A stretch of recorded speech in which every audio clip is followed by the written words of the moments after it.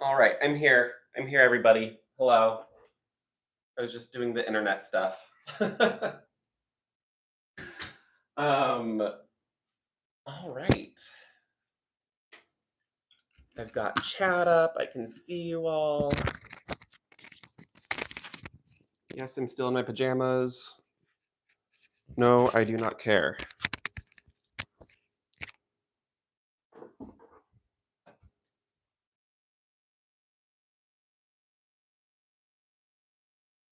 Yeah, today is just going to be a very chill studio day. I am being very gentle with myself today as I am tired and a little worn out, but this is a fun craft day. So, just grabbing some pins across my studio. But yes, hello everyone. Welcome to my studio. My name is Benjamin. For those of you who might not know or who are watching this later, I am a textile designer, and I pretty much dabble in every single like direction you can go in textile arts. So today I am doing some card weaving or tablet weaving. However, this is just like a test I've been doing, and it's about half as wide as I want it to be. So I need it to be, um, well, twice as wide. That was great, great explaining. What I need to do is add twice as many threads now to this. And at first I thought about completely taking this off and redoing the warp, but I'm going to try a technique that I've never seen, but I haven't researched this yet, is to splice threads into the project all like as it's going. So I have my 56 extra threads. You need 4 per card. Bug! What's up, Bug? So yeah, you need 4 per card, and I'll talk about that too. So I've got twice as many threads, and what I'm going to do is splice them in, and hopefully this will get twice as wide. Oop, just hit the microphone. I'm sorry. So sorry. Um, okay. Yeah, thank you. This is that lovely orangey, like harvest orange tencel, and I absolutely love it. And I've just been kind of playing with what I have left over with it.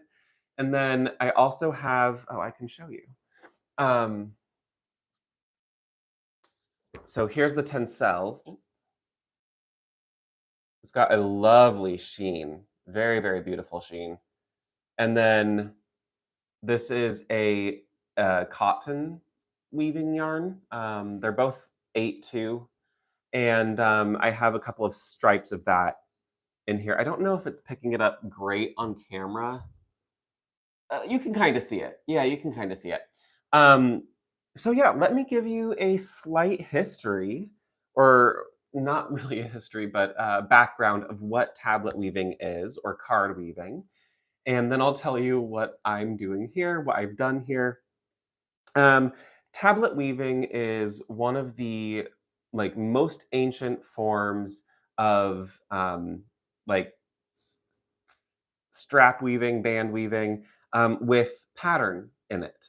Band weaving has been around for millennia and has been, you can find it in most cultures across the world.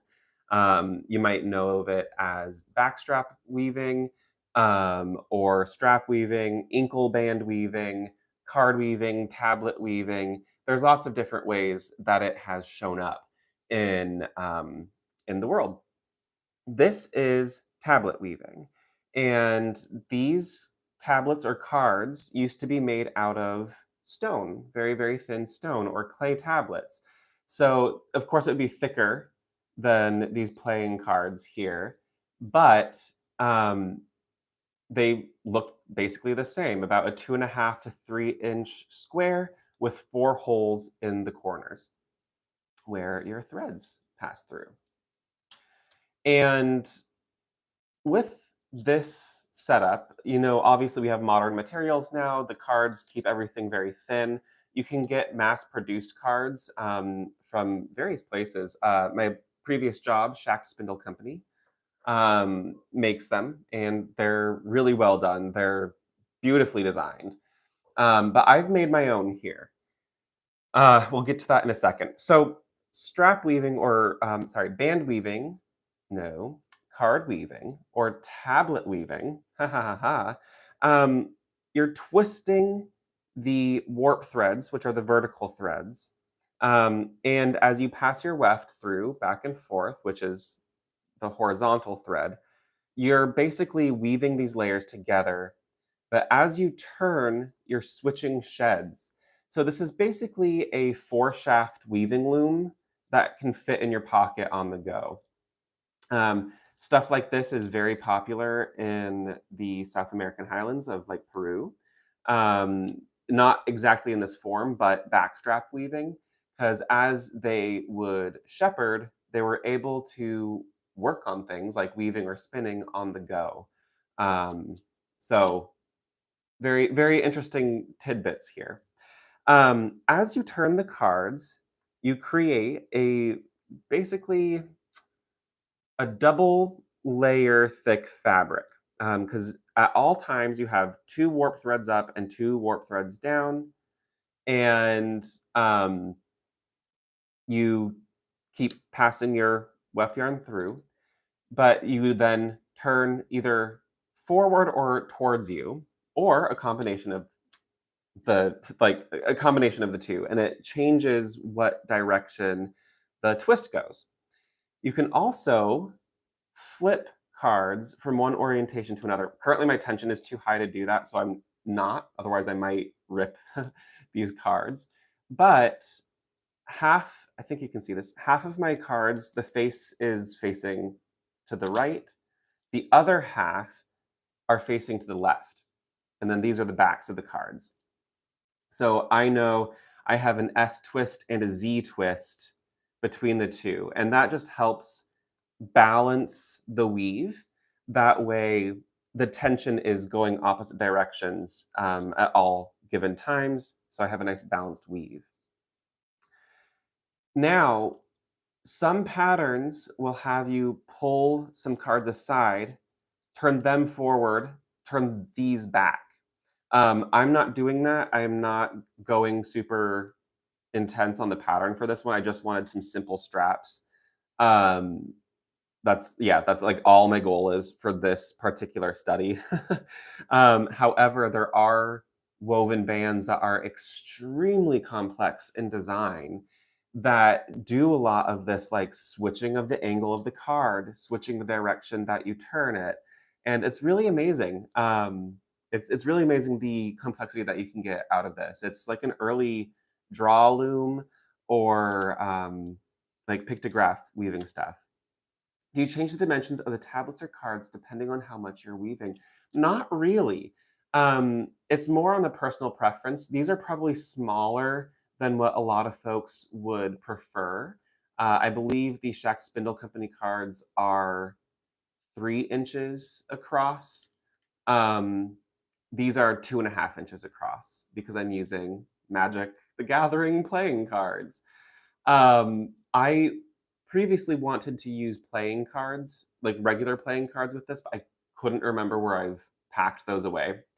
So I did know where my Magic cards were, so I just took some basic cards. I cut off the text and the flavor text because I wanted the art, and I just used the giant spiders because weaving, haha, and the forest land type. My old playing style was black green, so I have a lot of those cards, and so that's my card weaving deck. And honestly, it's really funny to play with because every time I turn, I feel like I'm tapping or untapping my mana. So yeah, that's been kind of funny. So I've been weaving along on this band for a few inches, and it is indeed half as big as I wanted it to be. It is currently weaving up to almost exactly half an inch, which at least part of my measuring was correct. So what I did to measure is I took 4 strands of my tencel and wrapped it around this, and I did, basically what I thought I had was 14 wraps per inch. What I didn't take into account is the fact that this is essentially a plane weave that we're doing. Sort of, it's a twisting plane weave. So I should have halved that. So really, my wraps, my ends per inch should be 28 ends per inch. So I need to add twice as many threads. So I'm going to try this technique that I'm coining as splicing in. I'm sure this probably exists somewhere in the world. I'm not the first weaver to probably need this done.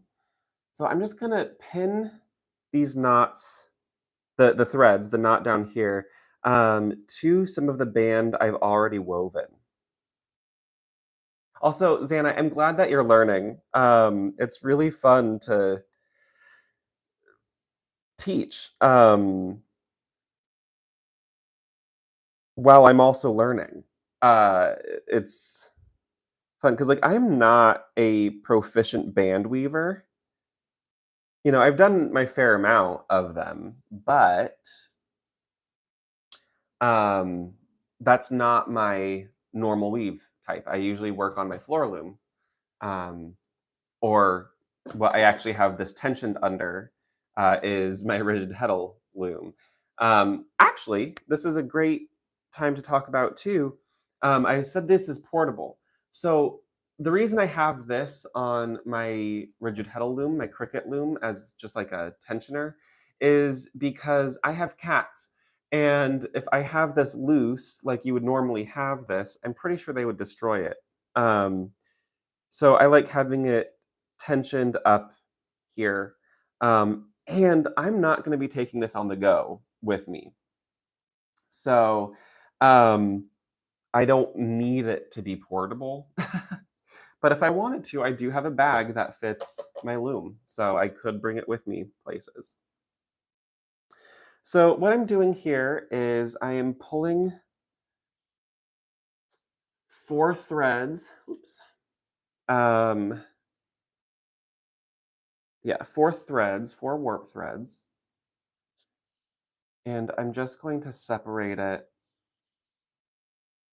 from the main bunch, trying to be as gentle as possible. Okay, Bug, you know those cats are not as innocent as they would have you believe. Okay, so I have the ends of my threads here, and I'm going to take the next tablet, next card, with the face facing me and the back facing away from me, and I am going to take one string, one thread, and put it through each of the holes.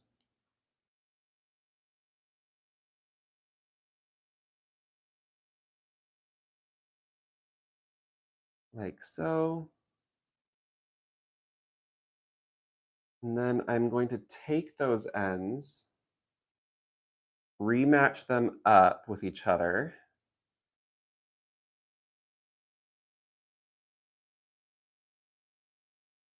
Because hypothetically, these should all be the same length since I measured them all at the same time.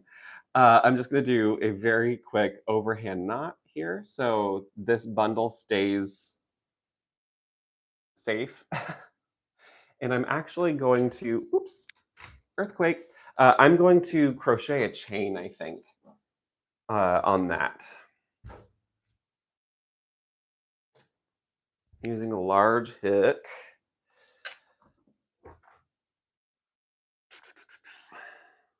Where is it? Let me fix that. Sorry about that. Okay.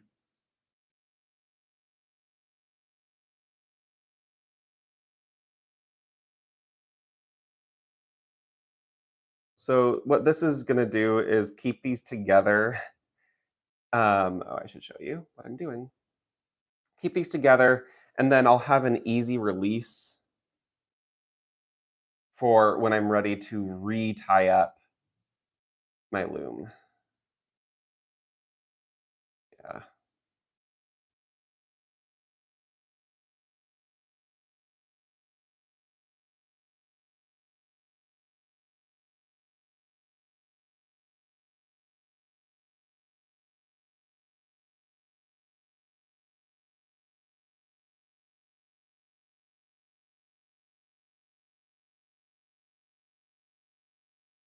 When the card comes up near me, I'm just going to gently pull it back. And that helps separate these threads so they're not as tangled. I do have a 4-yard warp on here because I wanted to practice and sample at the beginning. I do not need that much, but it's fun. It's fun to practice, it's fun to play. Um, Another thing that I can teach you about this type of weaving. So you would see in most of my weaving, I do what's called a balanced weave. You see as much of the warp as you do see the weft. In tapestry weaving, which I'm currently working on an online course for some tapestry weaving, that's called weft-faced weaving, where your warp threads actually get hidden by all of your weft threads. This weaving, tablet weaving, or inkle band weaving, this is what's called weft-faced weaving. So all that we're seeing is, or sorry, warp-faced weaving. That's the one that we're working on right now. Uh, so all you see is the warp. And that's the vertical threads, as I've mentioned. Um, you do see the weft threads a little bit on the edges, especially in inkle weaving. But in this particular weaving, it kind of gets wrapped up into the twist. But you do have to watch your edges to make sure that they're even and look tidy.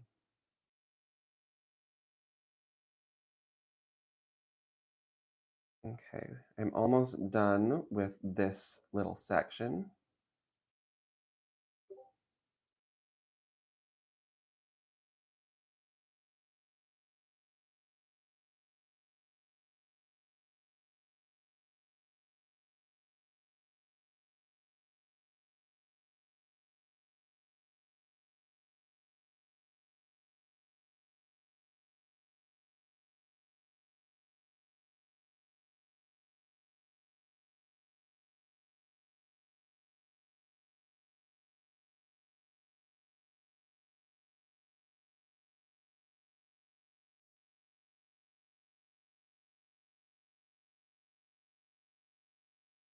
Okay,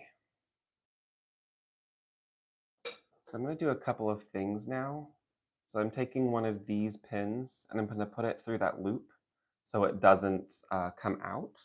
But I'm also going to grab my other one of that because I'm going to pin the cards together while we put it in.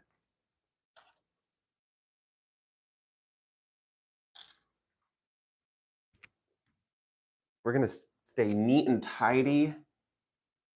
Yes, so every weaving type has its benefits. This type of weaving is ideal for creating really strong straps and bands. Um, so I think that's really ingenious that if you have a really strong warp thread, like I have here, I have Tencel, which is very strong. Um, this is doing the work. all the weft is doing is holding it all together, but the tension will be on the warp threads, both in the weaving and in the usage. So you want those to be strong. And not only are the individual threads strong, but as you can see back here, it's built up some twist. Um, it's four of these twisted together and then bound. So you're creating a really strong structure that you don't really get out of a balanced plain weave.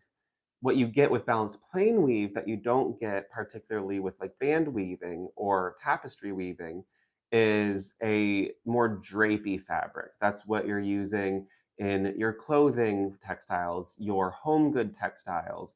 Granted, there's different weave structures in that are more durable or less durable. Um, so, yeah, to answer your question short, this type of weaving is particularly good for creating strong bands um, that would basically do literal heavy lifting of keeping pots up or keeping bundles of fabric together.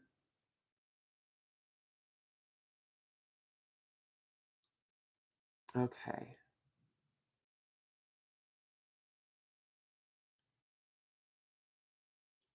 feel like I might need a weight on the back of that.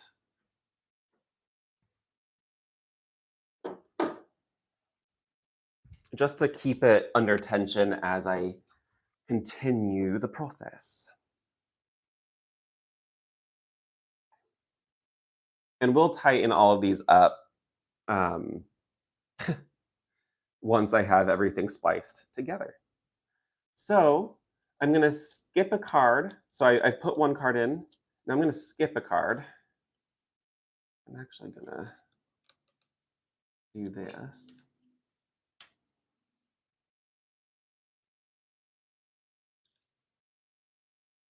Yeah. I'm going to take my next bundle of four.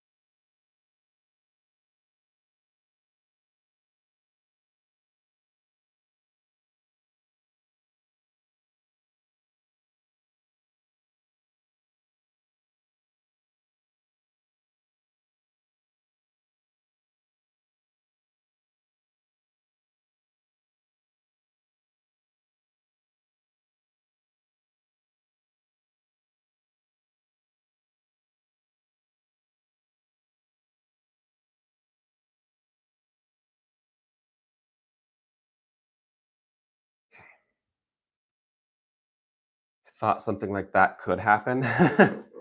That was way more stressful than that needed to be. All right. So I have my next four. And it doesn't matter if the card is facing this way or this way. I'm still going to hold the card with the face um, towards me as I thread.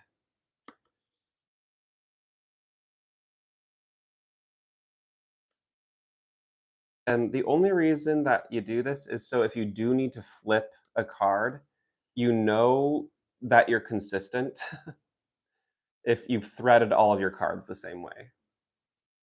That's the part that used to confuse the heck out of me when I first learned how to do tablet weaving.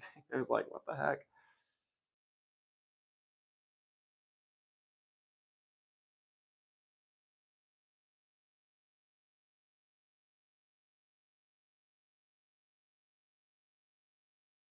This is what I should have done with the other, which was thread the card all the way through first and then pulled out the tension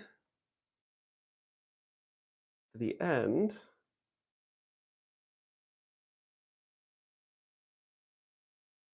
Luckily, it's not too late on the other one. We'll just have to go back and do that.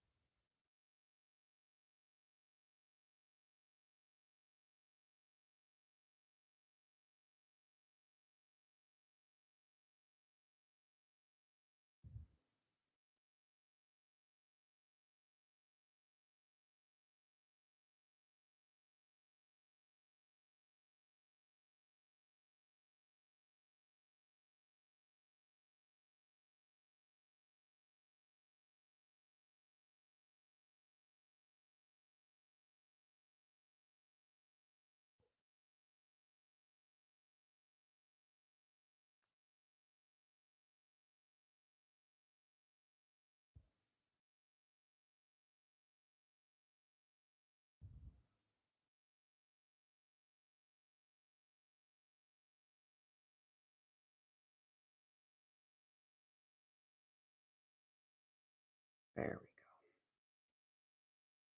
go. Having a little issue there with my slip knot. So what's everybody else working on right now? How's everyone else doing? Any fun crafty stuff, fun work stuff?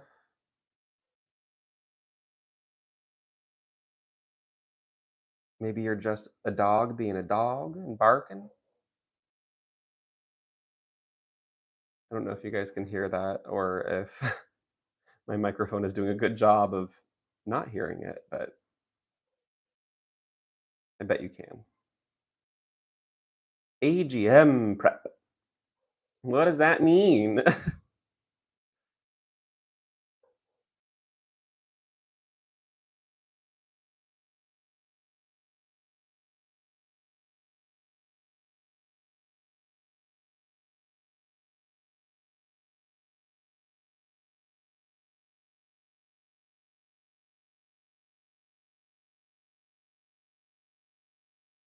Oh, gotcha.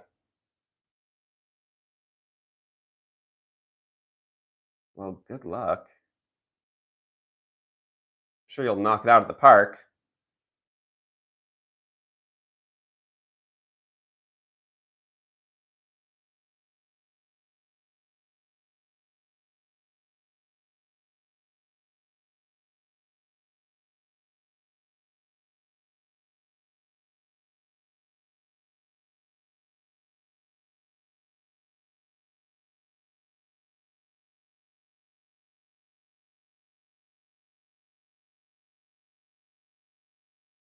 Not fun, but yeah, you're done prepping. That's good though.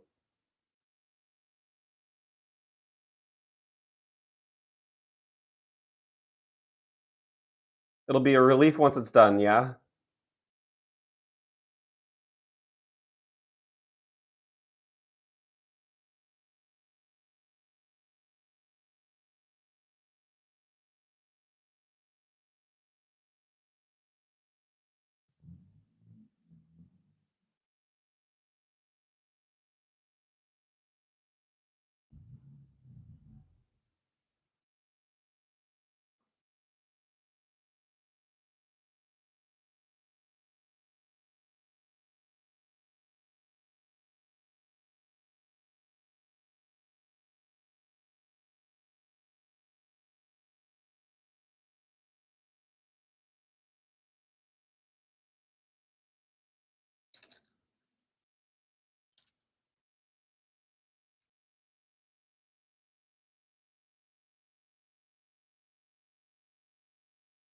So we're just gonna pop the tail up over there.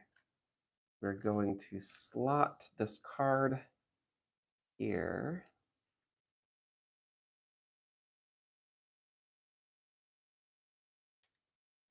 Oh, we have one more quarter, Bug. I'm sorry.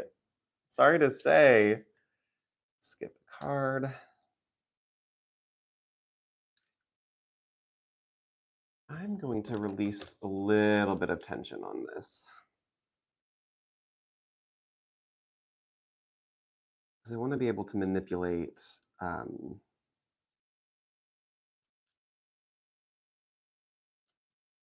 the cards that are currently on there. And now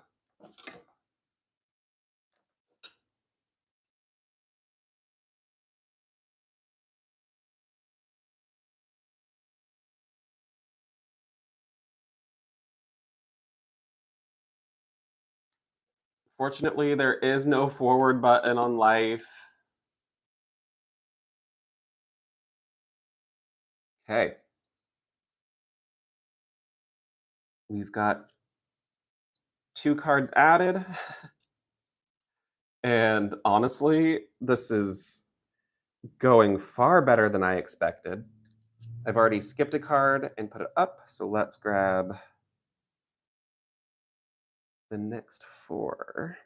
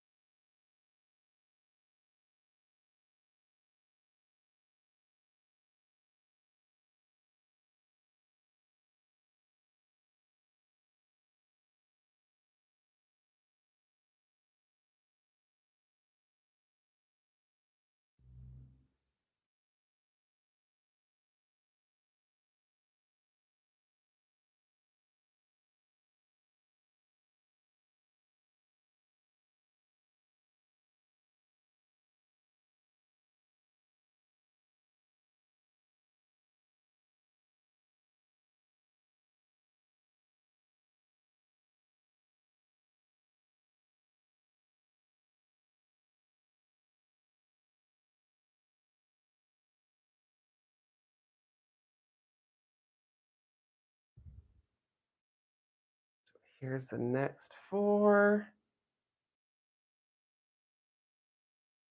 So I'm basically gonna do the first 7 cards, the first 7 additional cards,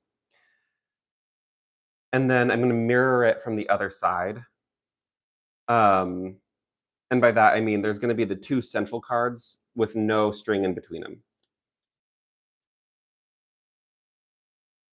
if that makes sense. It makes sense to me. And technically, I think that all that matters.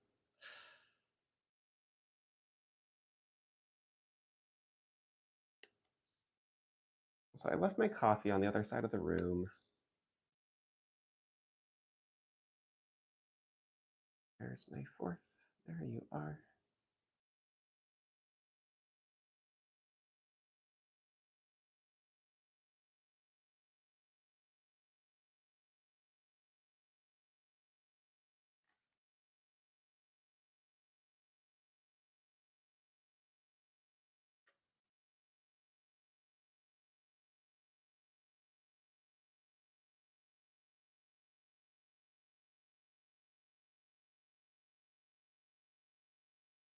So by doing this now, I'm saving myself a lot of sadness later, is getting all of this twist out from when I warped.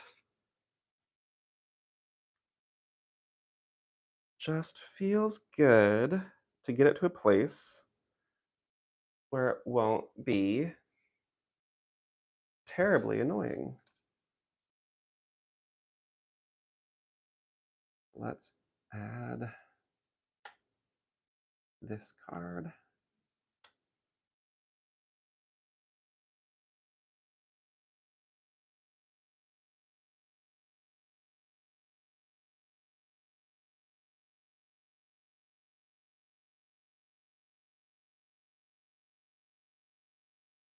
And then bring up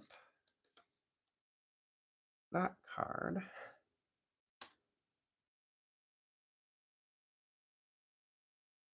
Yeah, you'll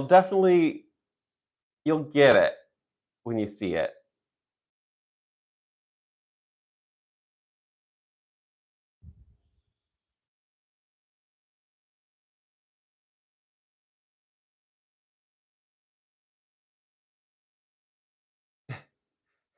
Future you, yes. Oh my god, if that's not the flippin' truth.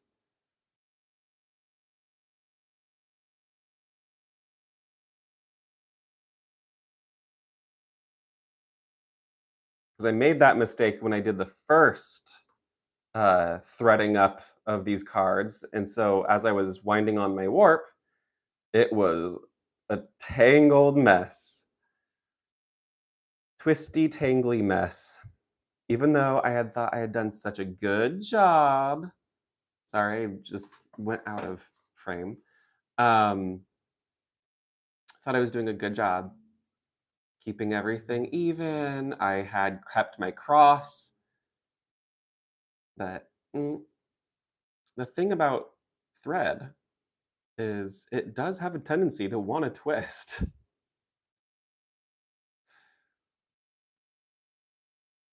Even though these yarns are like a balanced ply, they still have a tendency to want to twist. It's just how it goes when there's latent energy in something.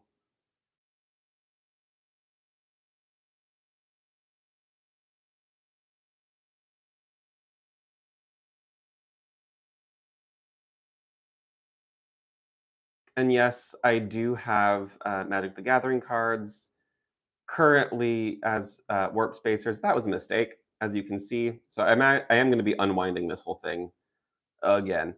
I need to figure out a better way to do this.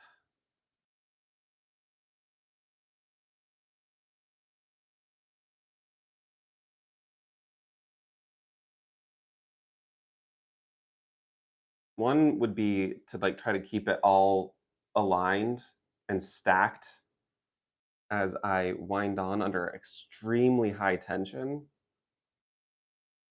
But that still runs the risk of the warp slipping off one side or the other and into the previous rows, and that's not a fun time. So I may actually just chain up the back of it and then kind of lash it onto like a clamp or something. I think that's what I'm gonna do. Ooh, bug, that is too true.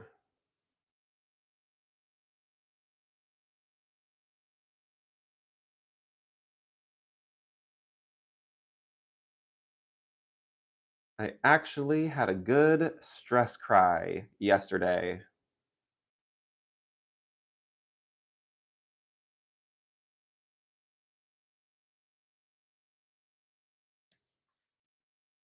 And by good, I mean necessary.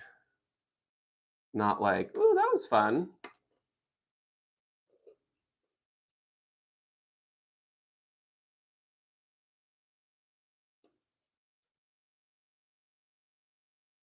Okay. So, did a card. Now it's time for the next card.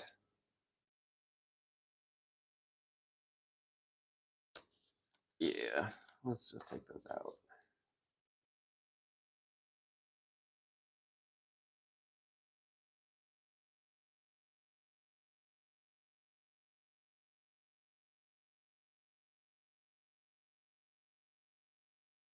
So the way that I am spacing all this out, I just did all orange threads for this. So I'm hoping that's going to give space between the red cards as well to give them a little bit more like oomph. What I really wanted to find was my yellow thread, and I do not know where it is.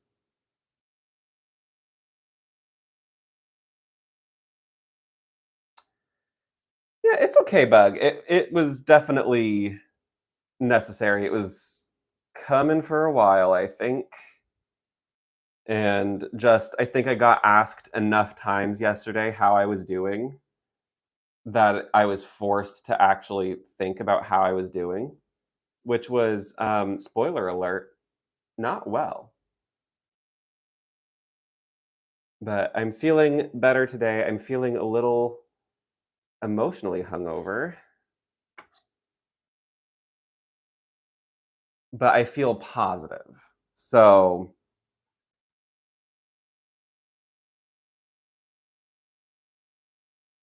well, maybe neutral. Positive is maybe a little strong. I feel neutral. I did exactly what I didn't want to do. That's okay, because I think this is more secure anyway. Haha, it is. Okie dokie. But yeah, that's why I've been doing like gentle projects today. That's kind of why I'm not working on the stained glass project because I love that project. But it is, I've got to be really focused on what I'm doing on that one. And I just can't put that on my plate right now. So I've just been working on things that are intriguing to me, or simple to do. So like I'll show you a little bit later or put it on my Instagram. I made a plant pot holder, like a hanging holder, out of some I-cord that I made a while ago. And it turned out really well. It turned out really, really, really well. And now it's holding my glass head upside down. So it can hold liquid. So I filled it up with water, and it is now where my pothos lives. So I'm very, very pleased with that.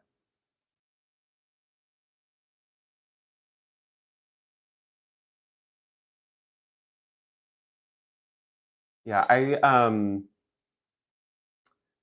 what I would say about the stained glass project is like I also want to bring my best and most optimistic self to that project. And it's also not a comfort project. It's a what do I it's like an achievement project. Does that make sense? Like I'm going to achieve something when that particular project is done. It's going to feel like a major thing.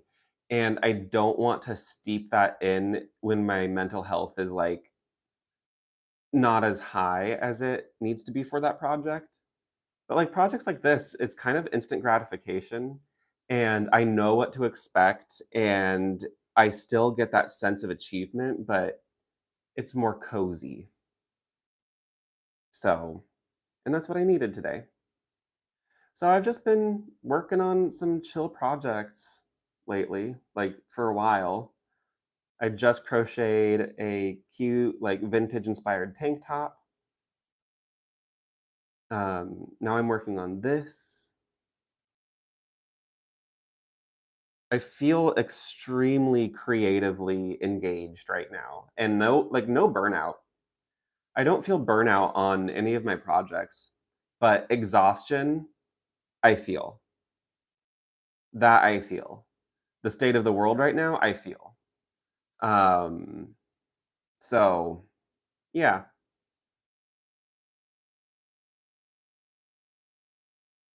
that's where I am currently.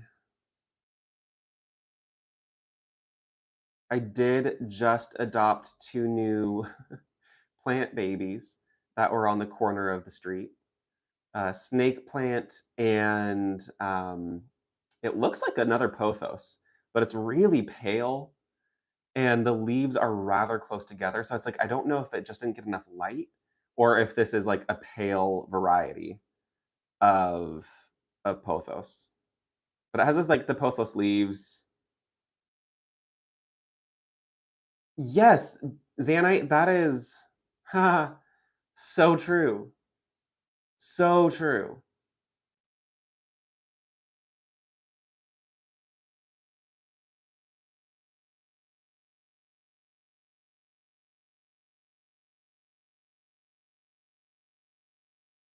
I think I am inheriting another snake plant, but I need to find a place for it because I also need a pot for it. and I don't want to pay money for another pot. So I need to like keep an eye out for things on the corner of the street.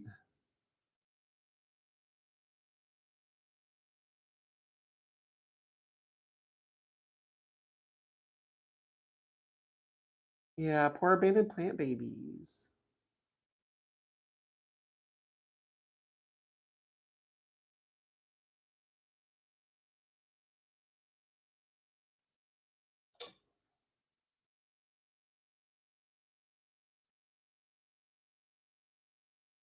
Oh, gonna toss that to the back. And then hook that card, slide up the next card, repin, and three-way. Look at us go! We're going so fast. Well, it feels faster to me now. I am gonna grab my coffee. Um, and I think another clamp because I want it to be more weighed down than it is.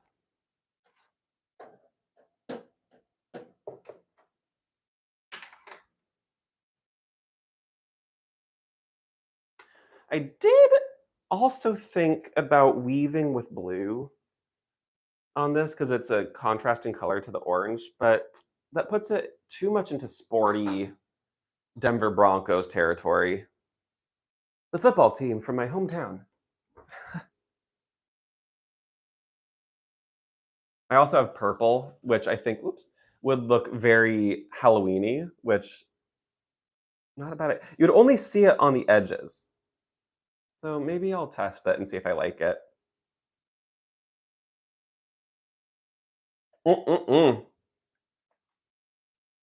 Also, you can see the rug underneath me. Oh my gosh. Should mention, um, so Cantrip, the company I work for, we just expanded. So twice the space. But the space that we took over, they had left this rug. So I took it home because we didn't want it there. And I soaked it and washed it. Gross. It was real gross. Um, but now it's my loom rug and it keeps my loom from moving all around. But it also feels like I'm in like a fairy glen, which is my aesthetic and what I'm trying to like, create in my apartment. So yeah. Anyways, you have a great sleep, Bug. I will catch up with you later. You rest up and good luck on the AMG. No, AGM. GBs.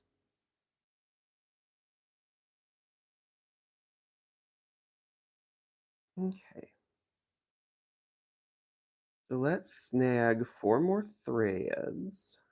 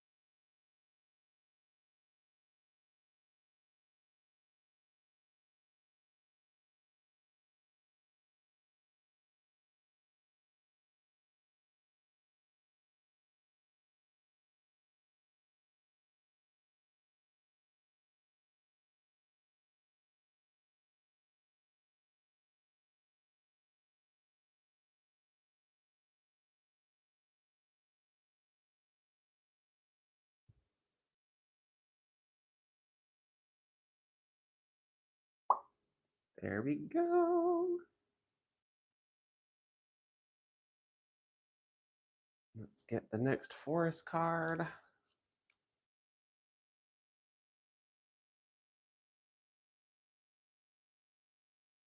It's funny because I'm still adjacent to the Magic the Gathering community.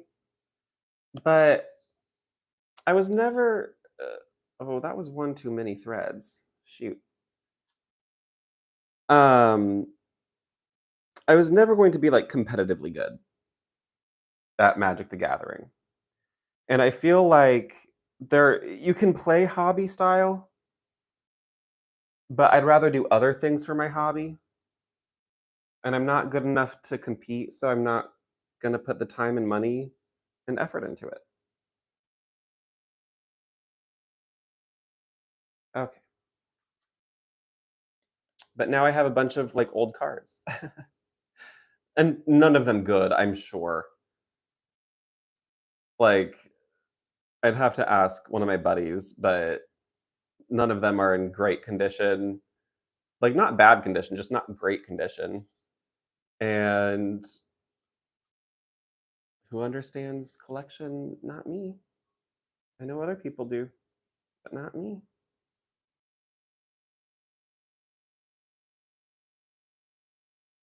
I can't look at a card and go, "Yeah, that's that's valuable." I go, "Is it pretty?" That's why I like Magic cards, 'cause they're pretty. Okay, get that one hooked up.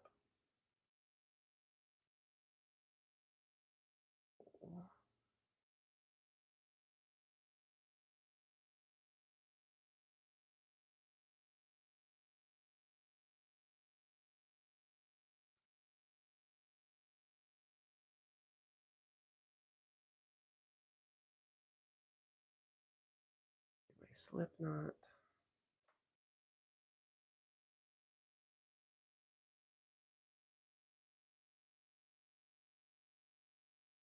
And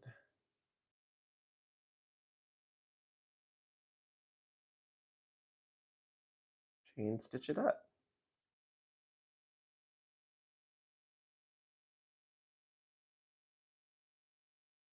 The proof will be in the weaving, but honestly, this is working out so much better than I was expecting.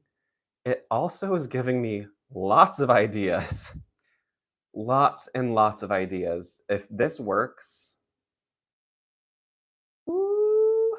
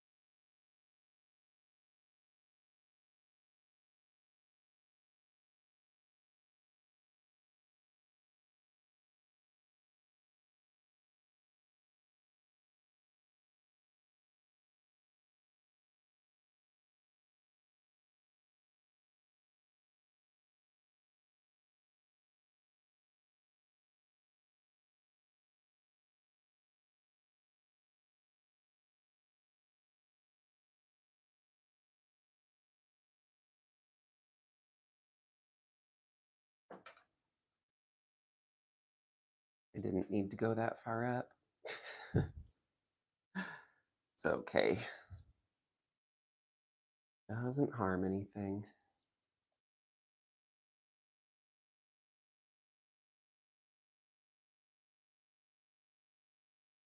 And now I can pull up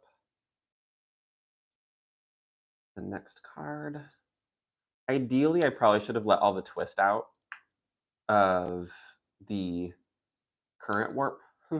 But I think as I rewarp this, I'm going to end up doing that anyway. Okay, so I think we have like 2 more to insert, and then we skip the gap, and then 7 more to insert. Sick. This is seriously going so much better than I expected. My yarn is starting to tangle a little bit, so I'm gonna go grab my weaving comb.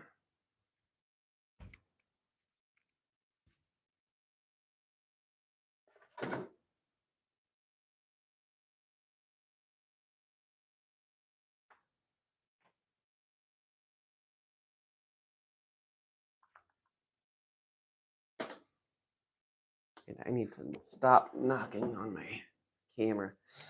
My camera, my tripod.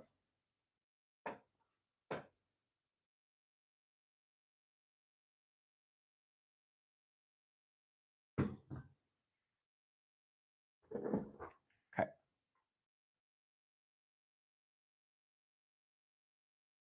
Just gonna comb out some of these tangles.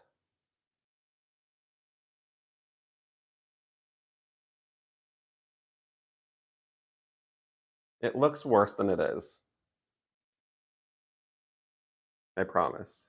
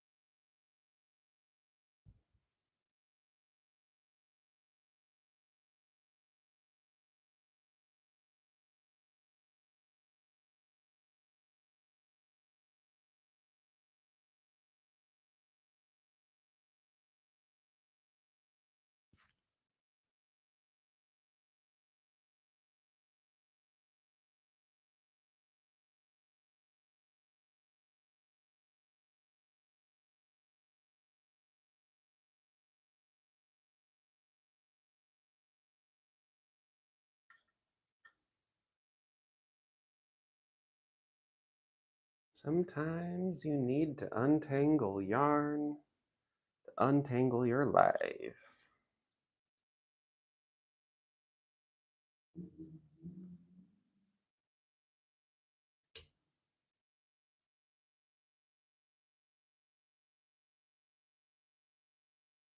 Okay.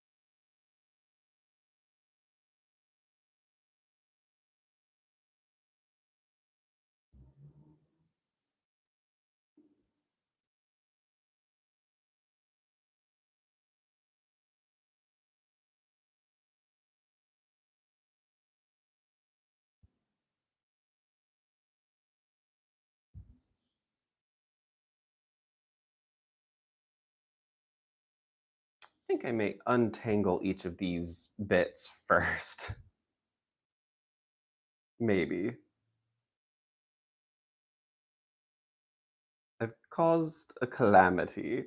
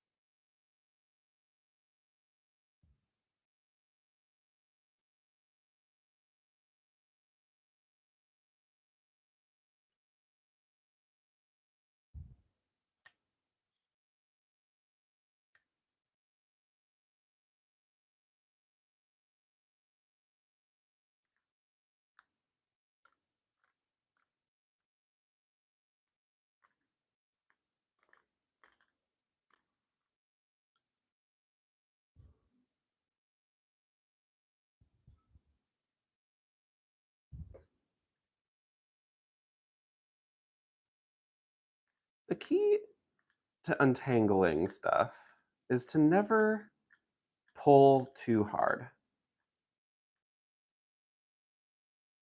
Always about the gentle, which I think is a good thing for people to learn sometimes.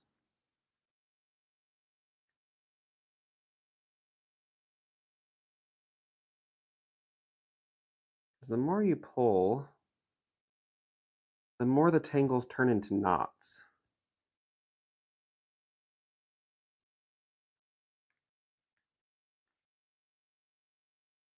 But if you just lightly tug on them, comb them out, they'll behave.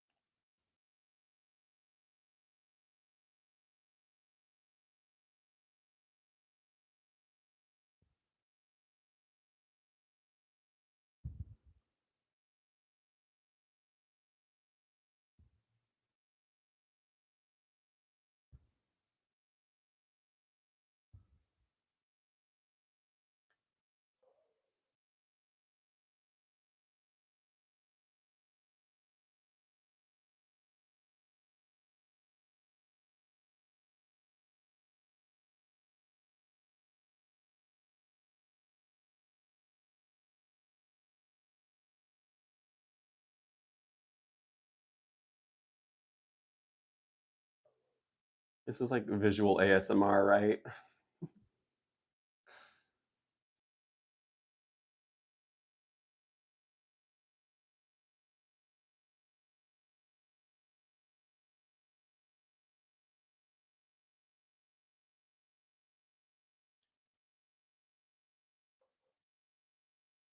Minus the dog barking.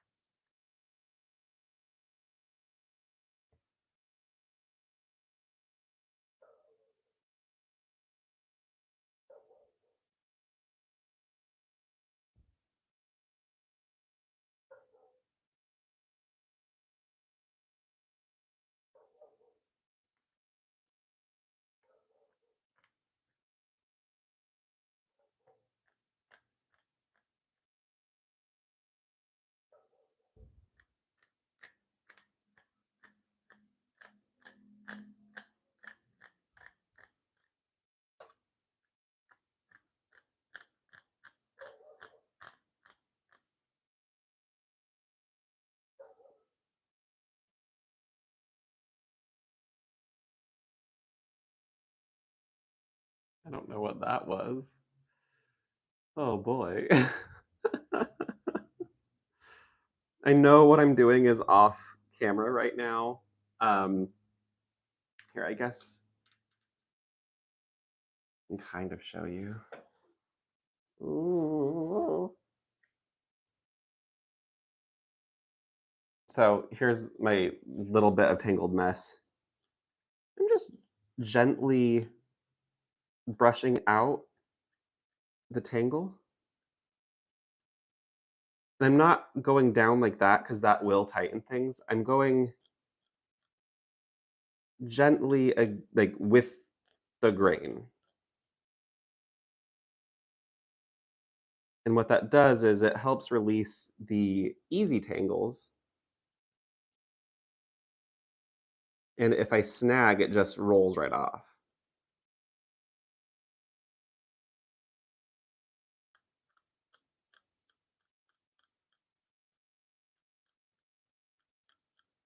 So right here is a place where I think it just needs to be massaged open.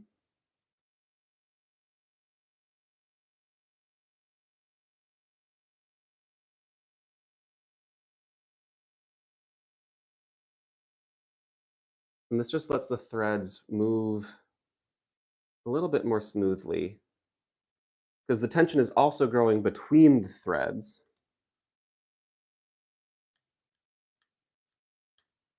As there's knots and loops.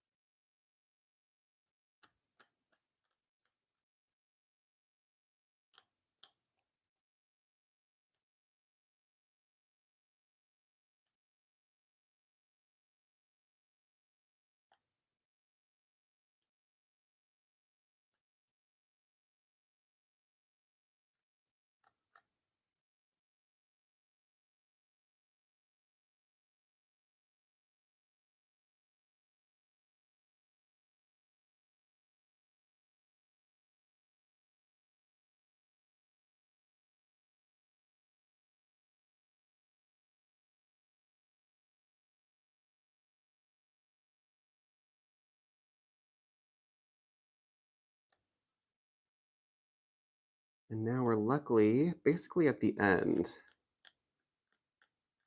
And I think what I'm going to do next is split up here, which I'll bring that back into frame soon. Split the threads that are getting added into groups of 4 through the teeth of this, just to to separate them, untangle them from the other groups of 4 gently, instead of what I did with the first 5, which was brute force. It worked though.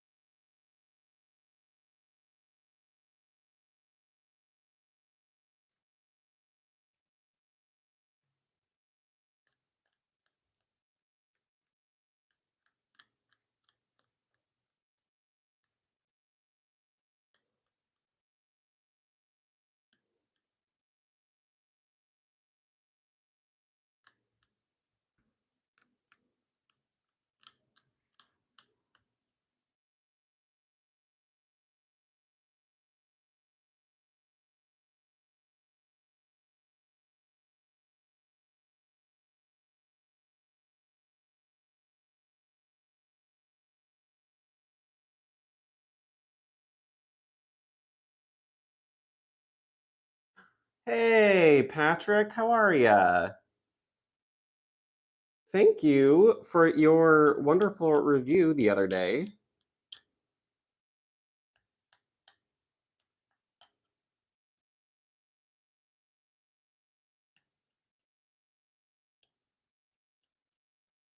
I'm glad that you do.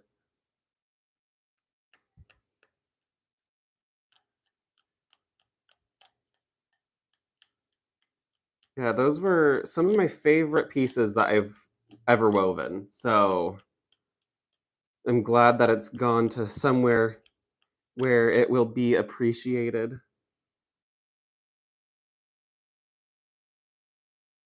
How's the bobbin lace coming?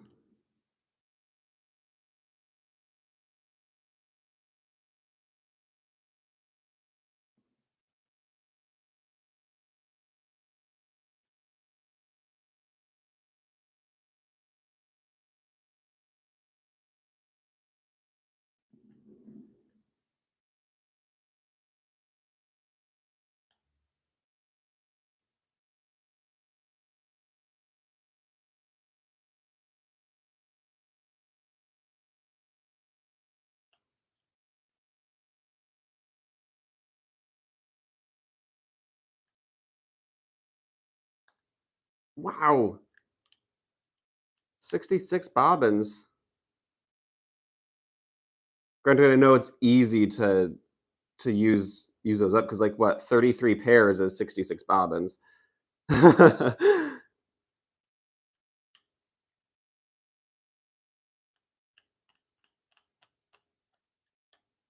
Okay. I know Siri is like I understood what you meant since we were just talking about it. Bob and Lee. How are you going to go have dinner with Bob and Lee? Sure. Why not? Okay, so I'm just going to split these into groups of 4.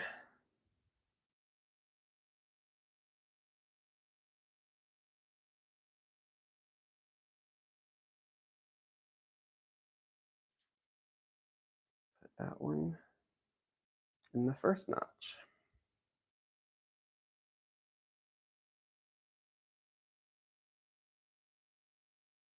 Sure. Was that 4 or 5? 4.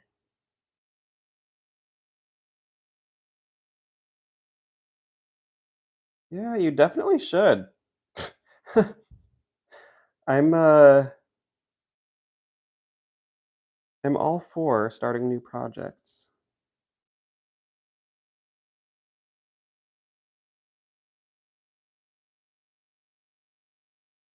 Because I generally have like 3 or 4 different projects going on at a time, and that really helps me avoid burnout.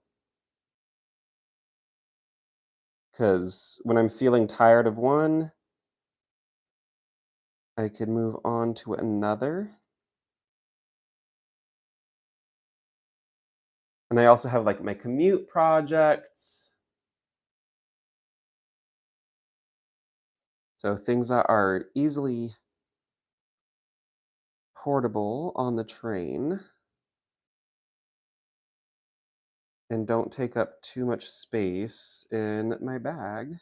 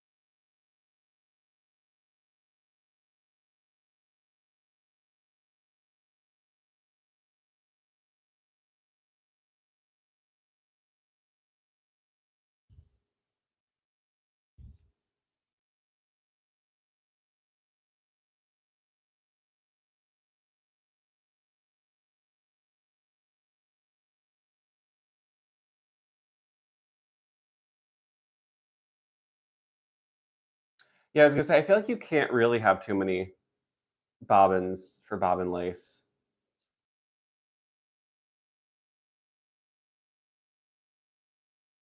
It's like not you can never have too many crochet hooks or knitting needles, looms.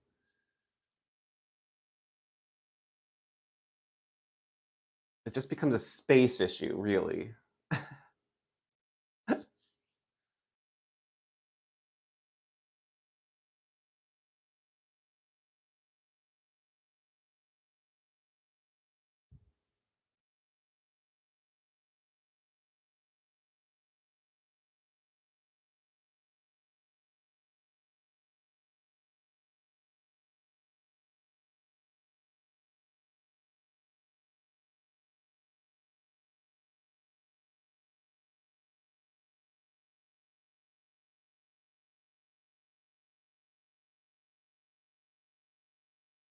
Do you have a favorite type of thing to make, Patrick?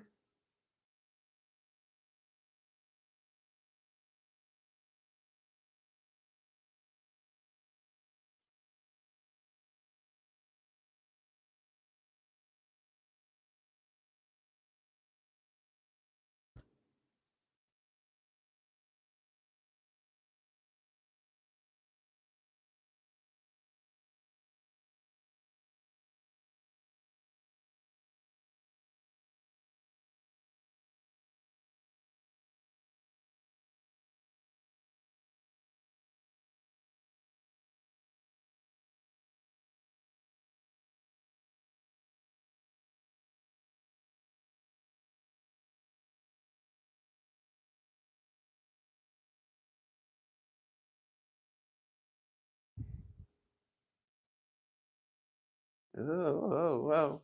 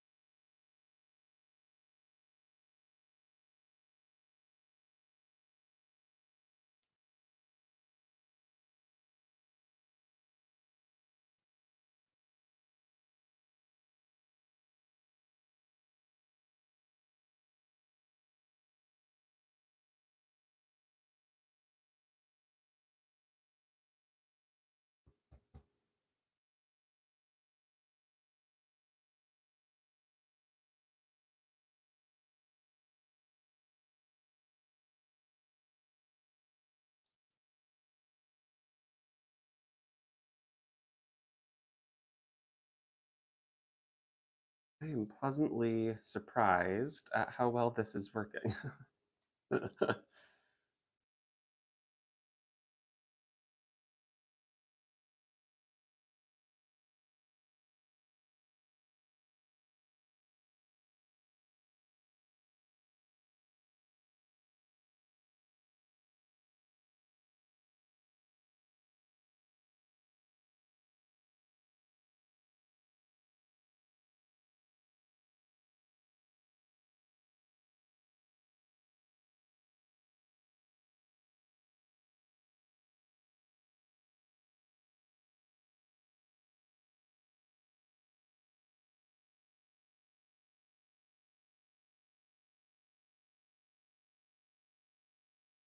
Lint knots are not great. Sometimes they're really hard to get off.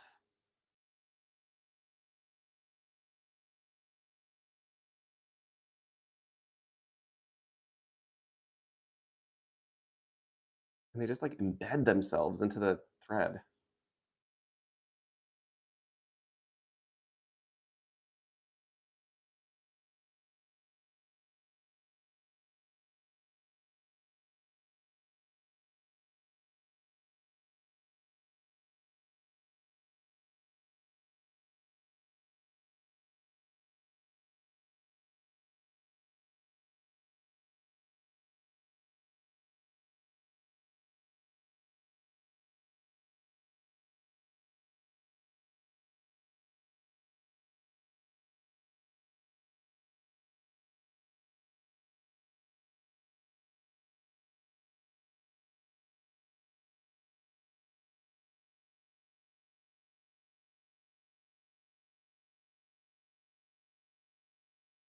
Is there anybody crafting out there right now?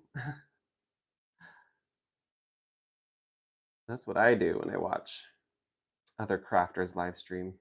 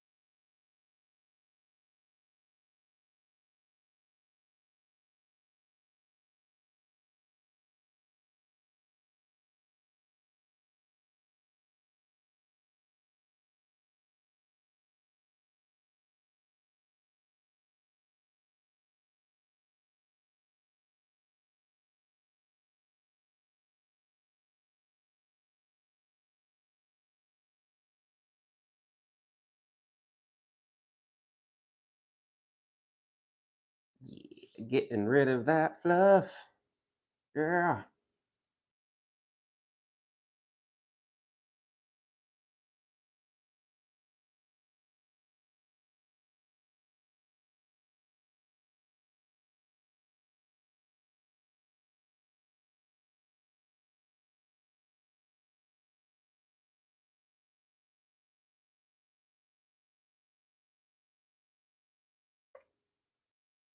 Okay.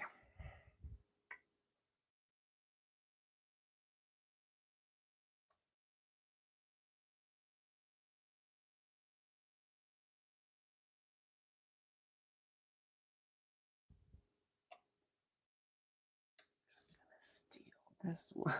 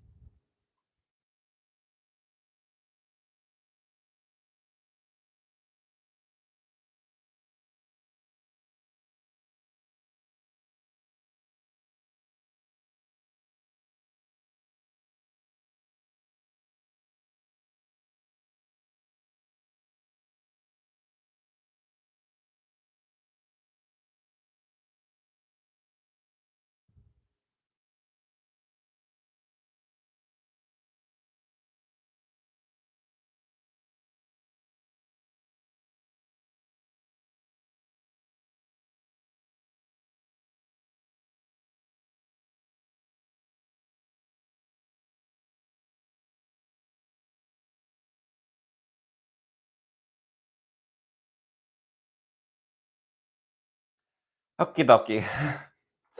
We're back in business, folks. Thank you for bearing with me as uh, I had to take care of that tangle.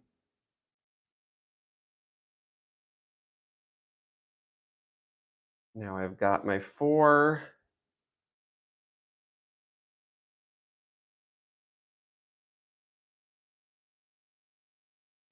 next card.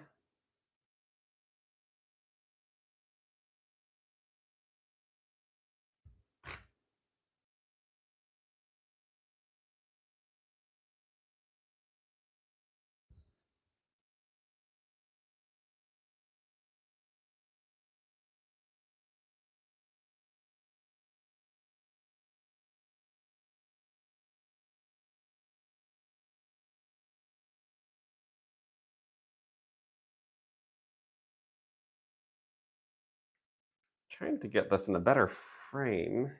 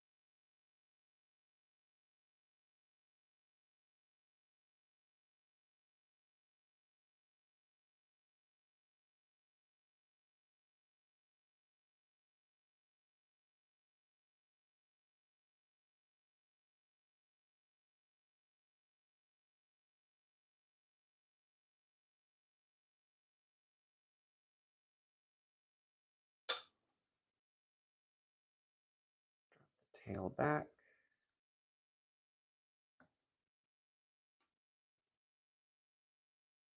Grab the clamp.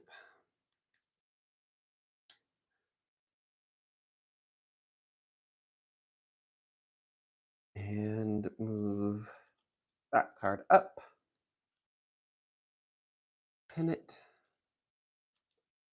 Spread. So this is the last insertion on this half. And then it'll be these two cards back to back. So I shouldn't have moved that quite yet. So let's use this group of 4.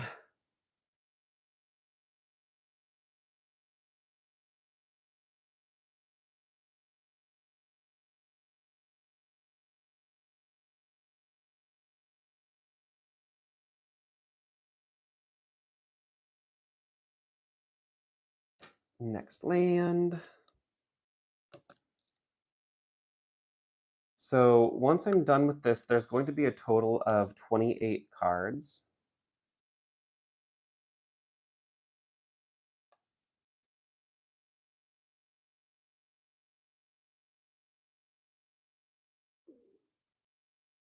And what that essentially equates to is 28 lines, vertical lines.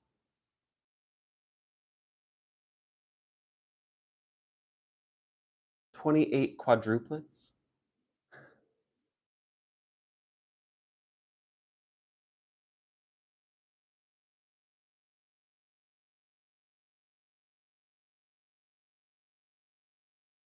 So I think that's 112 threads total.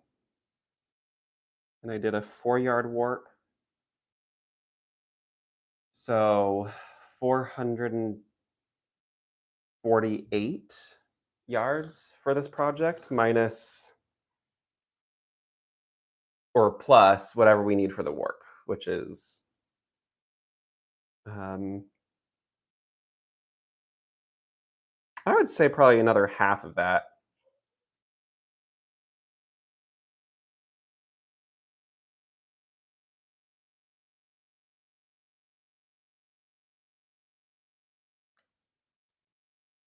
Okay, nestle this one in.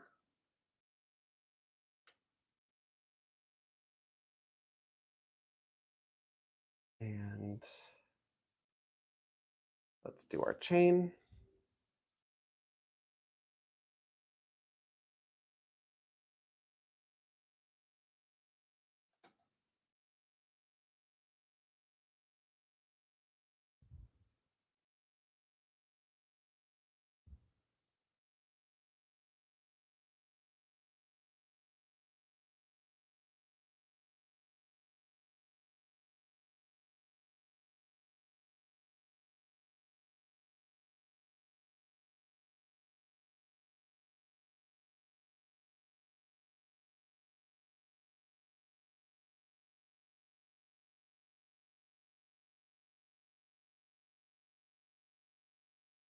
So yeah, a project for like, what, 600 yards of thread? That's not bad.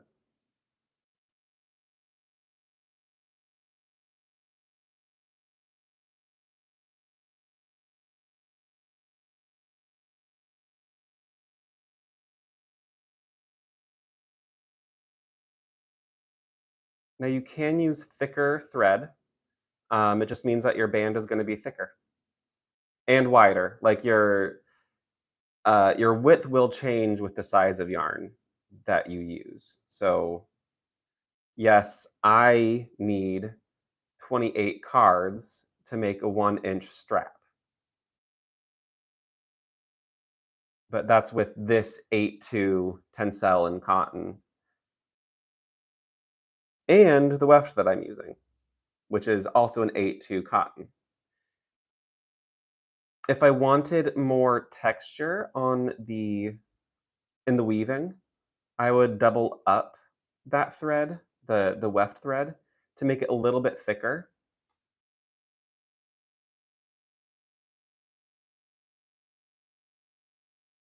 But I don't think that I need to do that in this particular case. Granted, more texture might help. So maybe what I'll do is I'll rewind my shuttle with it doubled up and weave a couple of inches that way after I get this all together.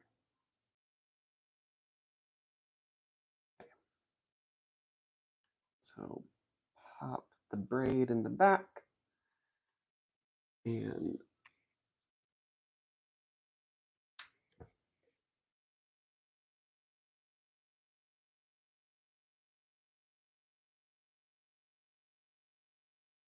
do that. Tuck in that card and pull up this last card here.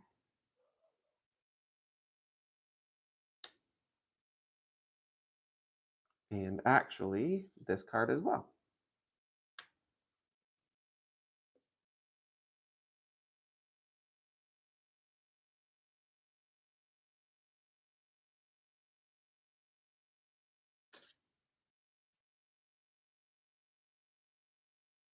So now I'm going to do the same exact process, but when I'm placing the cards in, I'm going to have the faces face to the left instead of to the right. So let's grab our next bundle of 4.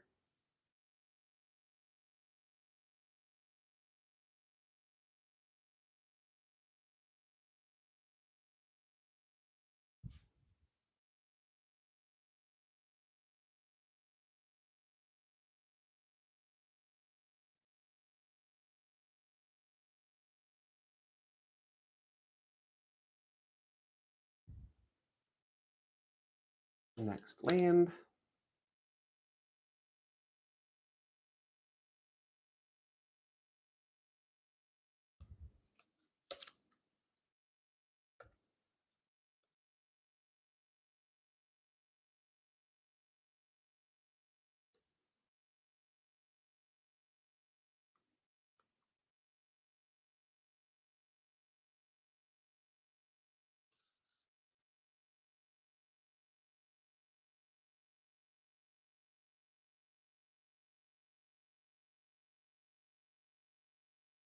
Line up our ends.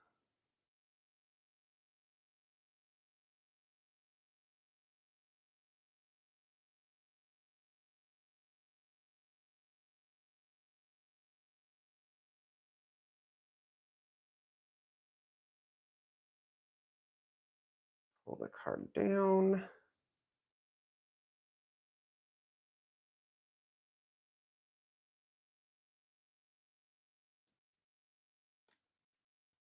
Pull out any errant twist.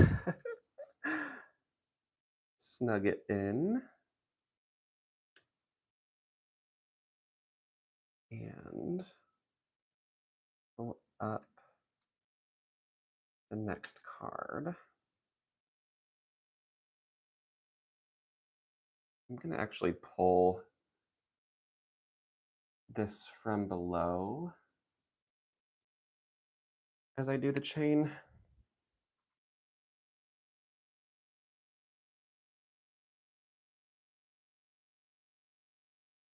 Yeah, that just gave me good tension.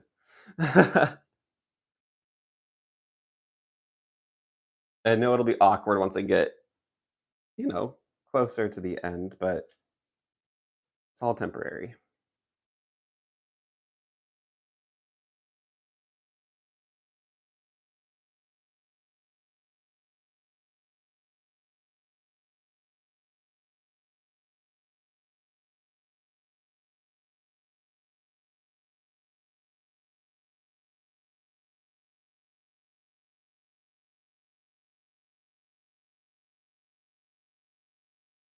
I'm really excited to see how this works because we're evenly spreading out where we inserted these things in. So the join should be fairly seamless. Whereas, like, if we put a bunch of the thread bundles in between the existing ones, there'd inevitably, wow, be a gap, which I think could be fun to play with as well.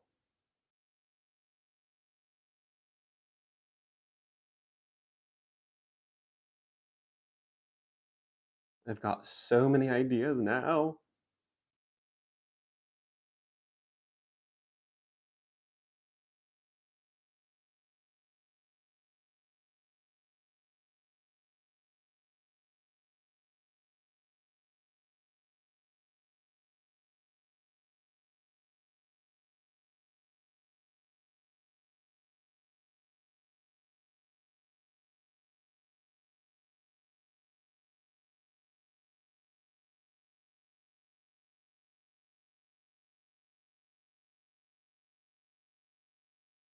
And in theory, these chains should pop right off once I'm done inserting the new threads. But we'll see if I have to do another untangling session. We'll find out.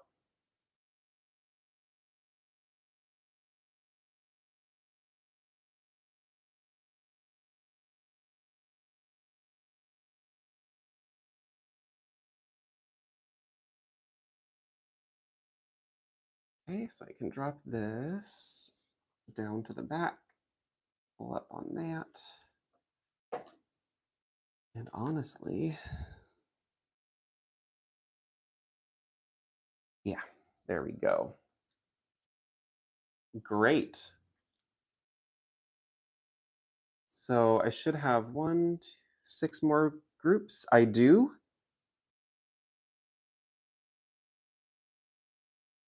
Love when math and preparation works out. Take my next group of 4.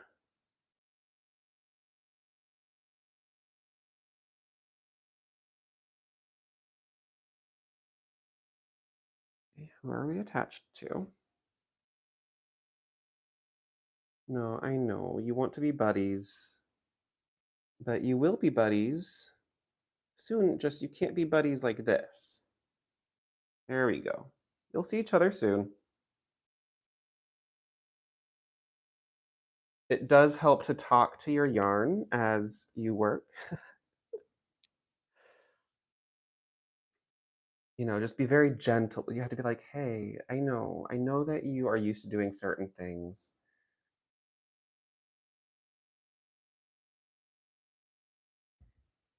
but now you're going to do different things, exciting things.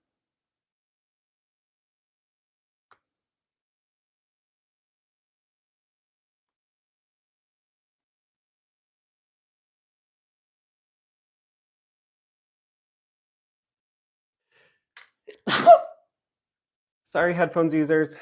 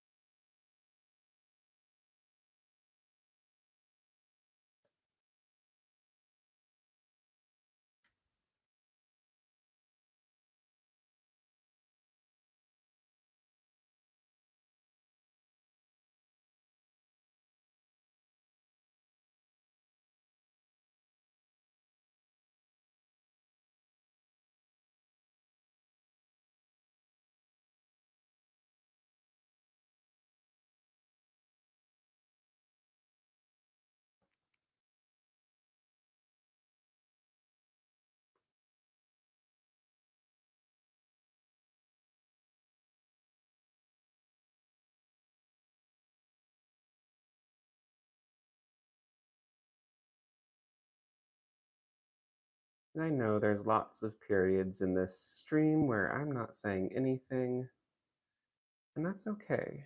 We're just here being chill together, working on whatever we're working on,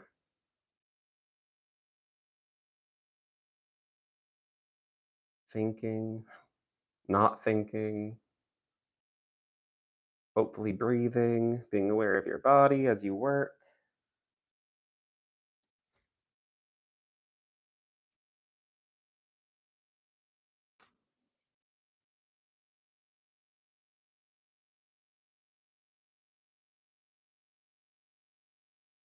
Being aware of where your shoulders are, dropping them, breathing out.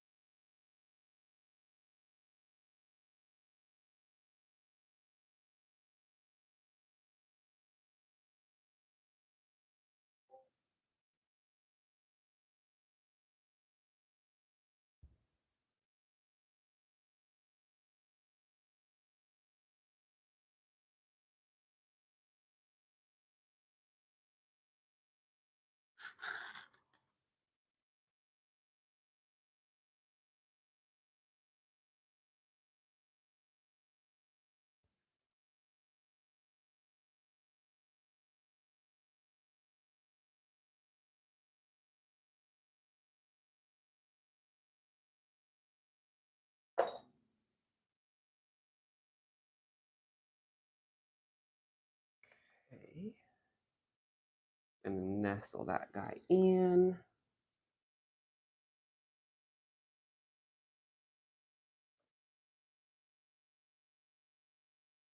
And we're going to pull this guy up. Gonna pin both of them. Oops.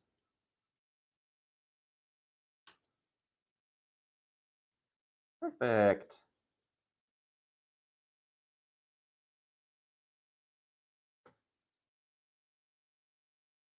Okay.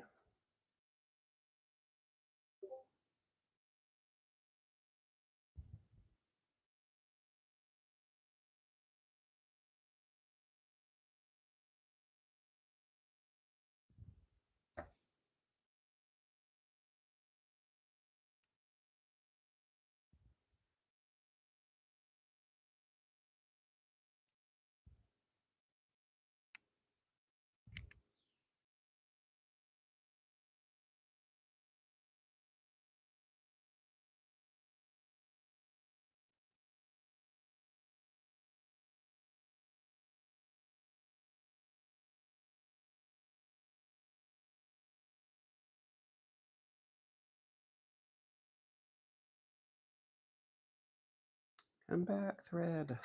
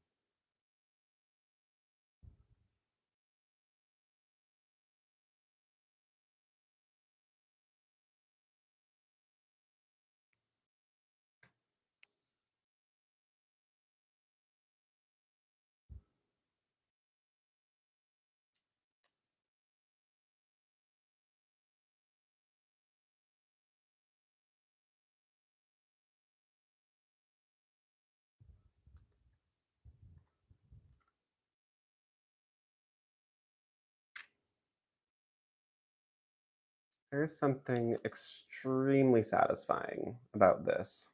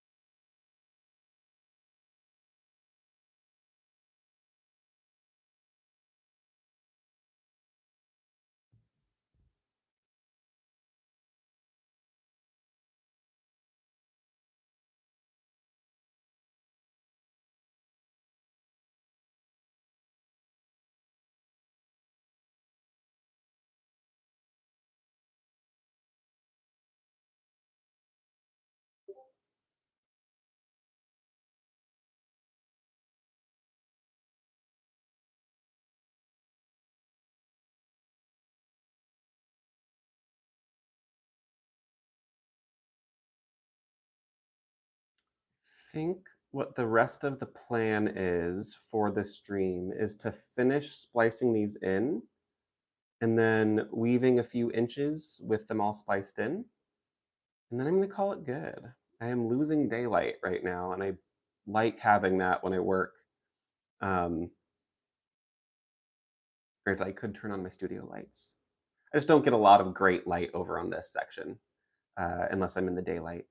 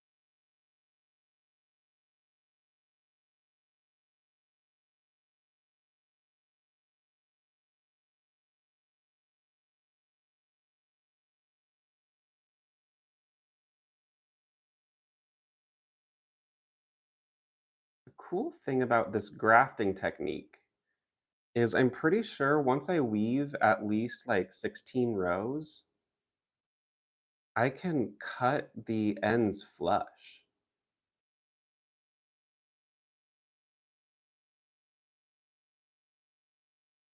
Like it shouldn't unweave from that point.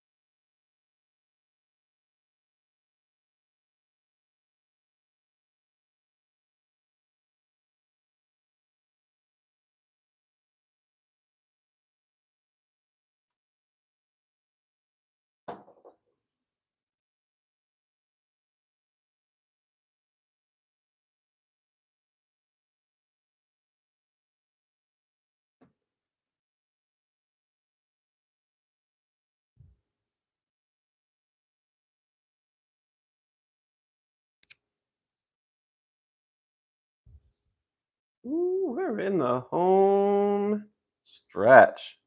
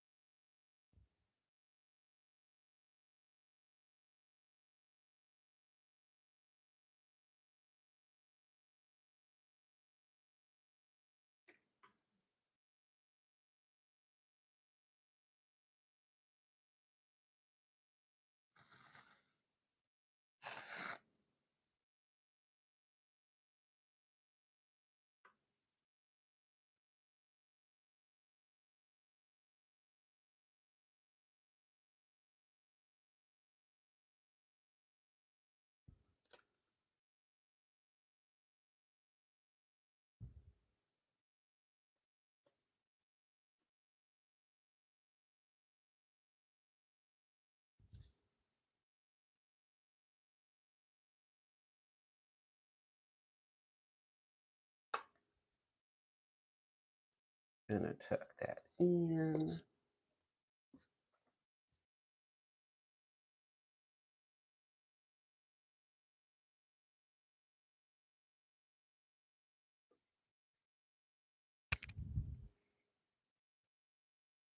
And then we're gonna slide this one up.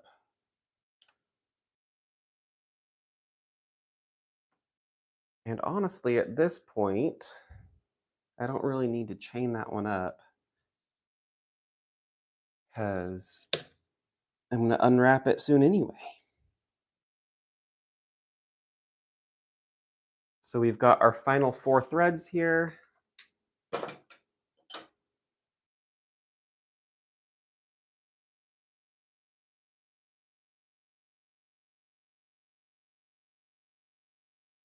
we've got our final card here.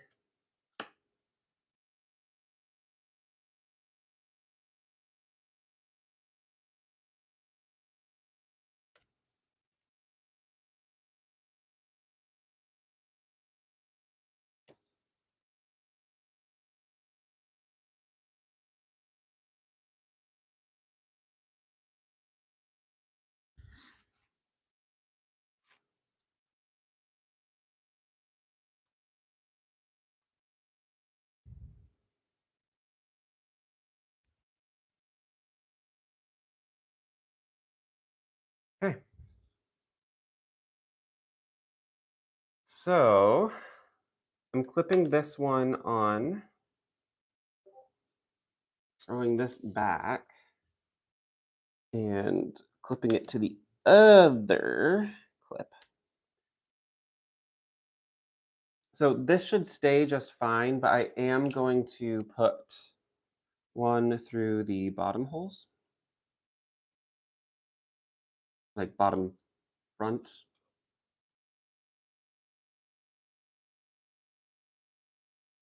And what this should do is like, it's extra insurance, essentially.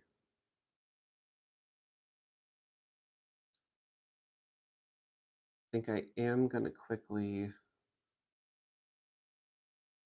there we go. Beautiful.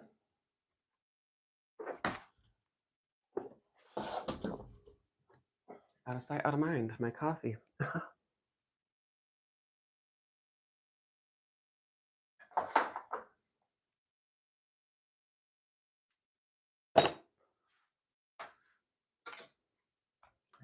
Yep, I'm still attached.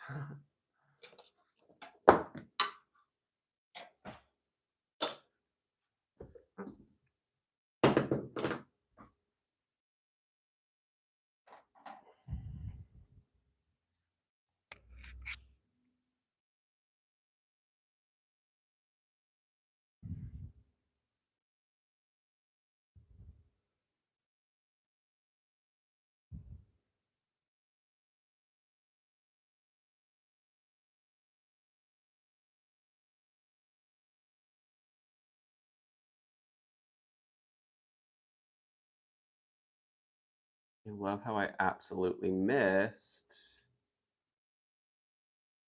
this card.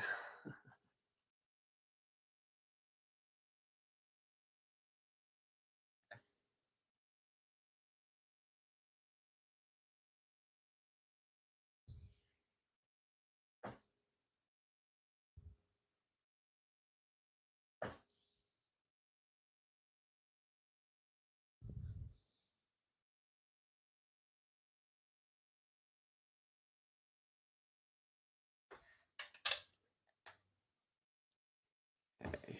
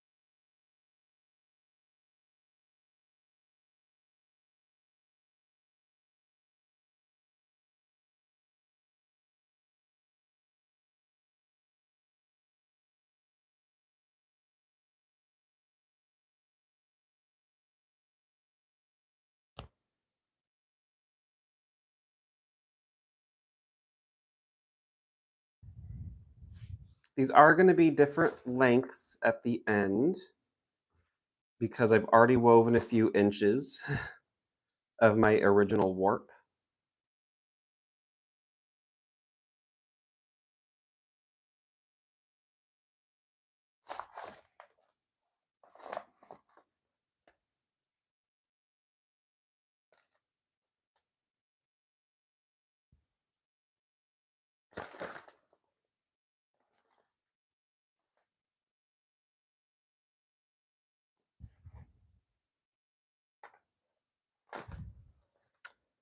So now I'm going to go ahead and cut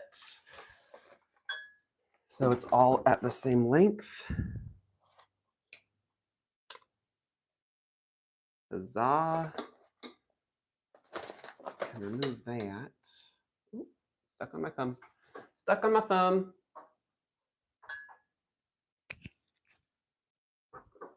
Okay.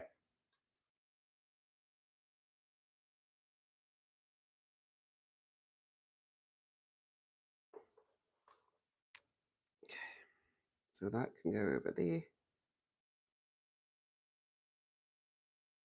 And I can roll this up and not think about it anymore. I can stop destroying my other magic cards.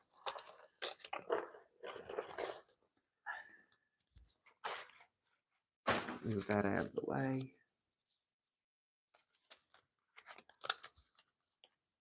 They were also basic lands. Okay.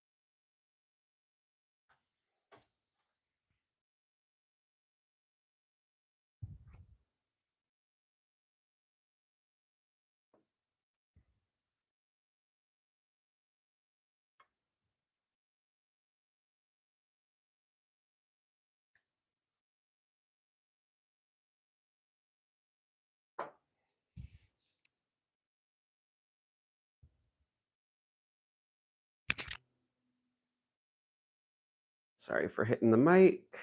Kind of inevitable when I do this kind of work. Yes, I am keeping tension with my foot. Okay.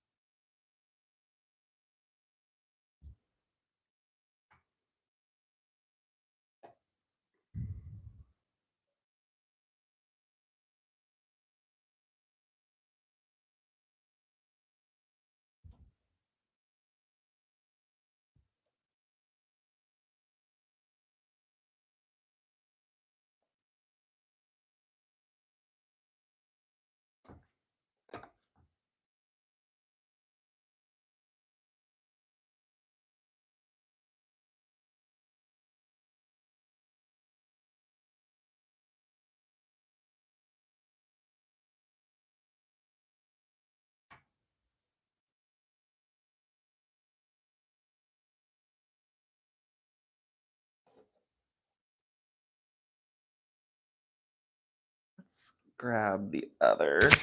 Oops. I keep doing that to you, microphone. Sorry, microphone. I'm going to do this.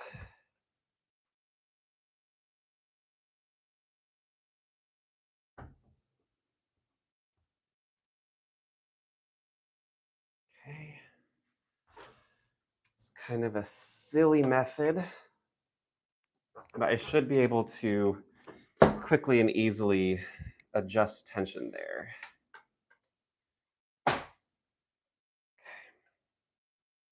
And I actually need to increase the tension here.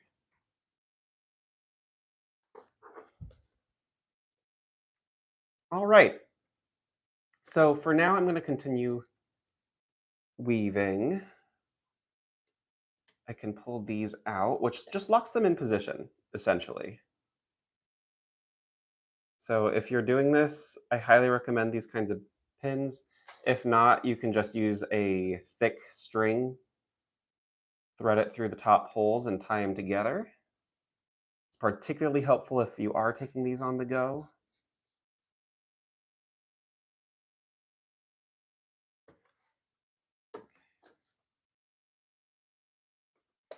Just gonna make sure I have good tension.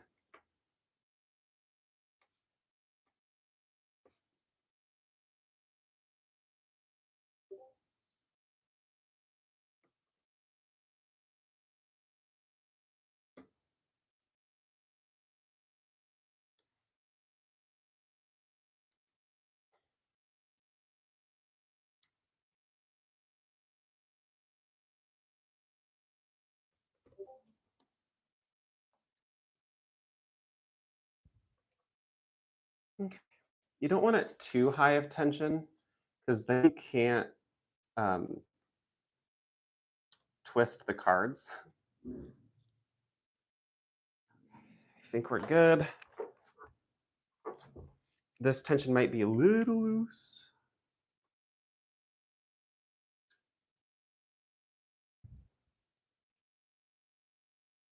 So I believe I was going towards myself last.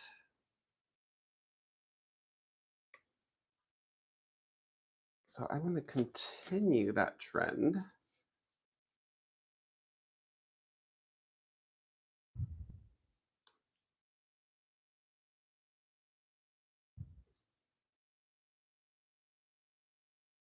I will explain what's going on in just a second. This is a part that I should be focused on.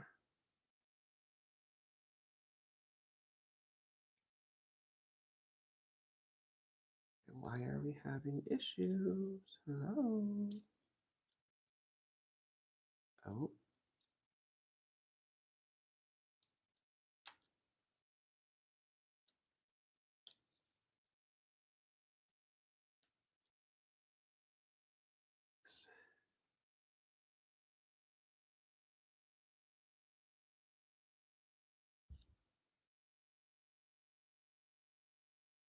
Ooh, this is a mess.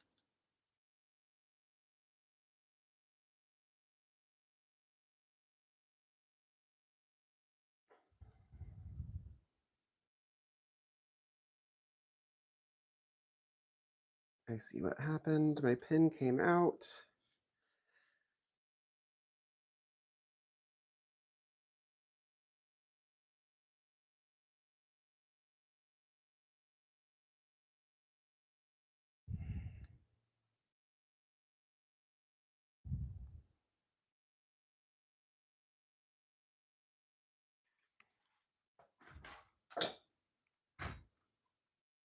Sorry, sorry, sorry, sorry, sorry.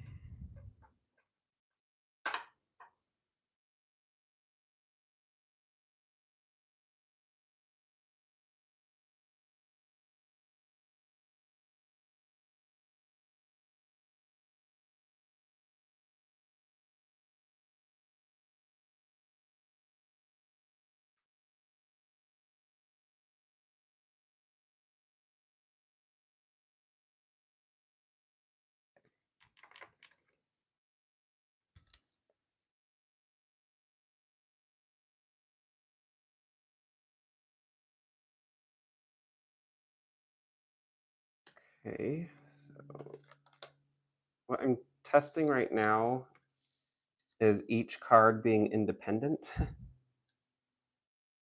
because clearly some got tangled.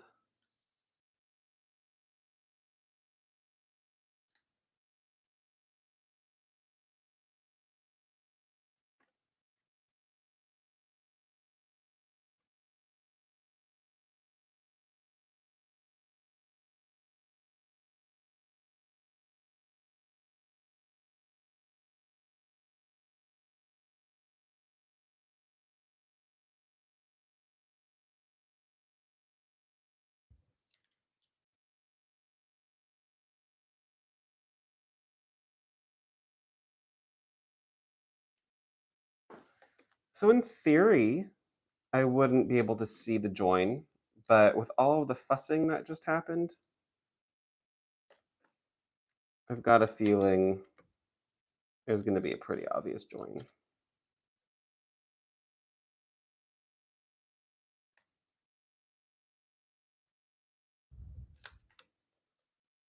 I think that might have been the only tangle.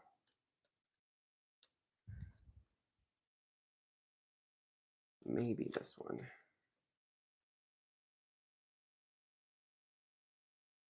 Nope. Okay.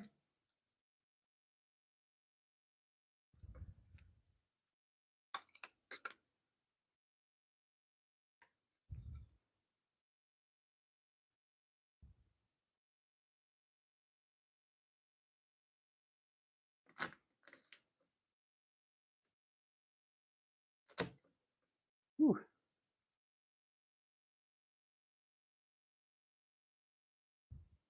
I think there's going to be a little bit of friction going forth.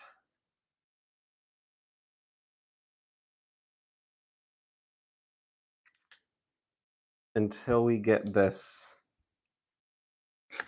to a point where all of the new threads are incorporated. But I'm going to have to turn down the tension because this is too high.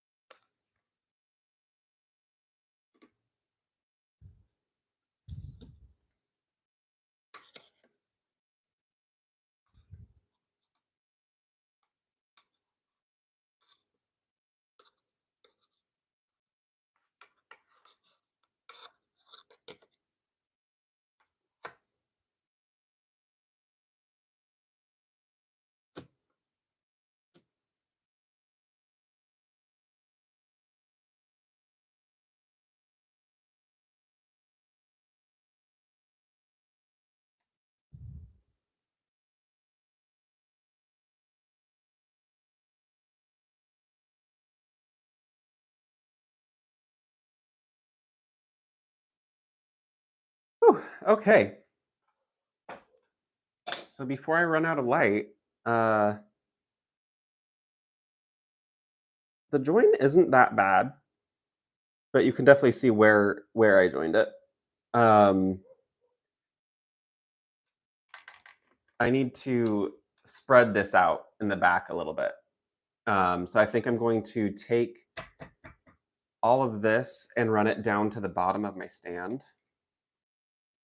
And essentially, if I need to tension it, use my feet to tension it. So, all right. Well, that's going to be the live stream today, y'all. Thank you so much for watching. Next time I'll be here, I don't know, whenever I feel like it. So I hope you enjoyed this brief introduction to tablet weaving or card weaving. And you'll definitely see more of this coming up because the project that's on this loom currently, um, I want to weave some matching bands and ribbon, but I want to do it in patterns. So I wanted to get this kind of going first, and then I will um, be more confident. So yeah, I will chat out you all later. Thank you all so much for watching. Bye bye.